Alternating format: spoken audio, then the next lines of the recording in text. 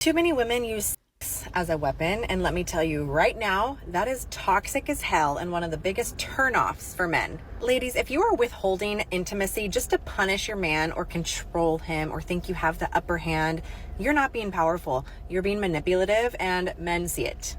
You can play the prima donna character all you want, but here's the truth. No high-value man is sticking around for a woman who uses sex as leverage. He will go find a woman who actually respects him, values him, and isn't afraid to get down and freaky with the man that she loves. Stop being vanilla. Stop acting like intimacy is a bargaining chip, and start realizing that real connection means vulnerability, passion, and respect. Men don't want a freaking roommate. They want a partner who actually desires them constantly. So girls, stop weaponizing sex.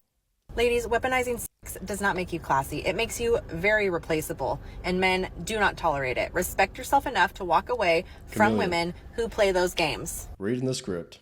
Reading the AI script. Yep, right there. Bro, this is crazy, bro. And bro, never let this stuff get past your mental barriers, okay?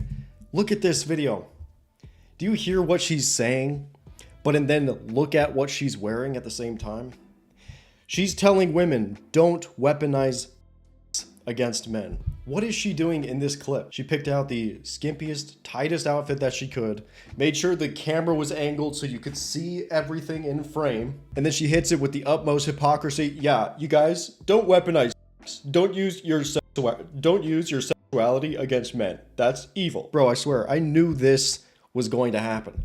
There's probably clips of me saying this from like 2 years ago. Basically just the women that try to identify with men. They try and identify with male problems and stick up for men and all this kind of stuff.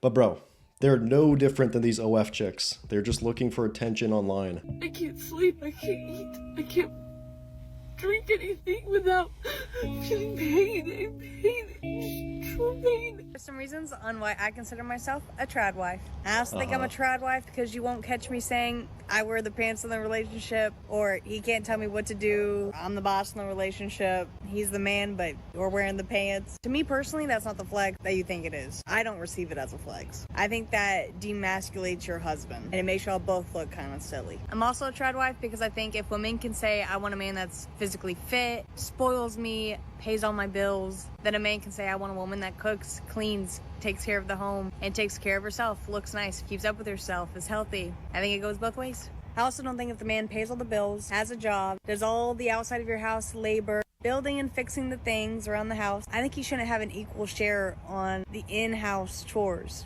Cooking, cleaning, changing the diapers once we have kids. I think helping out here and there is great, but I don't think we should be like 50-50 on everything when he does extra stuff if you don't do. That is if you're a stay-at-home wife or mom. He doesn't need to do your equal share of work as well. But bro, honestly, with this kind of content, the whole like trad wife kind of content, I do prefer this over the typical modern woman, boss babe, I don't need no man garbage. Because I do think some women will actually listen to this, actually hear it and be like, oh, okay, well, that makes sense. I think it is helpful to have women telling other women about this. But at the same time, real trad women, real trad wives, whatever, bro, they don't have social media.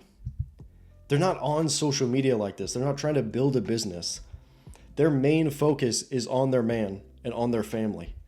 They don't give a fuck about this social media attention. So to me, it's still a red flag. It just is. But it's better than the other stuff. Here's the trad wife starter pack simplified. Number one, cook him a meal that... Number one, instantly get on social media and talk about being a trad wife all the time, but don't actually do it in real life. If you don't talk about it online, you're not a real trad wife. Over 50% of women over 40 are on antidepressants. Let that sink in. Half of an entire generation of women medicated just to cope with life. And no, this is not just about a chemical imbalance. It's about what's really happening to women in midlife. Hormones crash, estrogen drops, sleep disappears, stress skyrockets, and society tells them just to keep going. Take this pill. So doctors prescribe that pill instead of asking why so many women are burning out. They numb the symptoms. Antidepressants are now handed out for everything: anxiety, menopause, hot flashes, insomnia, low libido, overwhelm. But what's the cost of turning emotion into a diagnosis? We've created a culture where feeling too much is a disorder. This is where feminism has led women. This is feminism end stage. This is maximum boss babedness. 40-year-old women with no man and no kids are the most depressed in America. That is the most depressed demographic. Do not date depressed women. Now, the reason for this is because women with a mental disorder, such as depression, need help from either a medical expert, themselves, or possibly medicine. You are not going to help them or save them without absolutely destroying yourself in the process. If you are successful in helping a depressed woman get better, you're gonna make her more powerful than you because you have made yourself a wreck in the process. And when that exchange happens, 90% of the time, they'll leave you because now you're this depressed dude and she was just looking for somebody to help her get out of her depression and somebody to be her therapist 24/7 or her caretaker. And now that she has that need fulfilled, she's going to leave you. Not for another guy. She just doesn't need you anymore. It might be for another guy, but it doesn't matter because she doesn't need you anymore. Like, bro, this is another huge thing in today's dating world. It's like, why do you need to be a therapist? Why do you need to have a doctorate degree in psychology just to mess with some of these chicks? Because he's talking about, you know, depression specifically.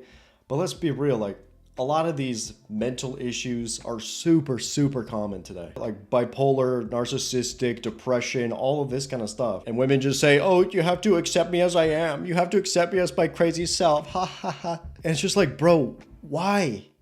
Why do you have to put up with this? Like, genuinely, what happened to mental resilience? What happened to solve your own problems? What happened to, that sounds like a personal issue? This stuff is just not your job, man. And I'm not saying like you just get rid of people in your life that are having a hard time. I'm not saying that, but I'm saying you having to deal with somebody that has all of these mental issues to the point where they have to be medicated. It's like, bro, you're not a doctor.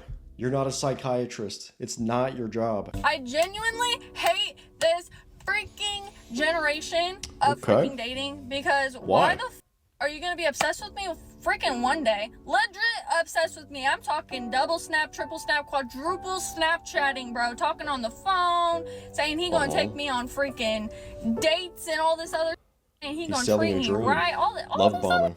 And then all of a sudden, boom, shakalaka, ghosted. And I'm the crazy one. I hate it here. Hashtag single life because these men, for real. Yeah, the thing is, it's difficult to pinpoint exactly what it was because we don't have more context. But the thing is, bro, for some men, they just put in tons of effort to get the one night stand and then they just ghost. And that's just a part of it. You didn't offer anything outside the bedroom, so he's like, nah, I'm good. Got what I wanted, I'm gone. Or he was looking for a relationship and you said something along the way that just disqualified you from being considered for a relationship. You're interested in a girl, you're talking with her a bunch, and then you find out she still talks with her ex. Ooh, you're not a serious girl. Ooh, you're talking with her and find out she's been to Dubai 8 times. Oof, that's tough. Okay, this video is for all the baddies. All of the baddies. Why are all the men lying about literally anything and everything? I truly want to know what's up with guys lying about if the sky is blue or not. They're like, no, actually the sky is pink, and they'll gaslight you and make you think that you're crazy and the sky is pink when it's obviously blue. I don't know what she's talking about. She's obviously on that like TikTok brainwash vibe, but the sky is absolutely pink. Let's just keep it real, okay?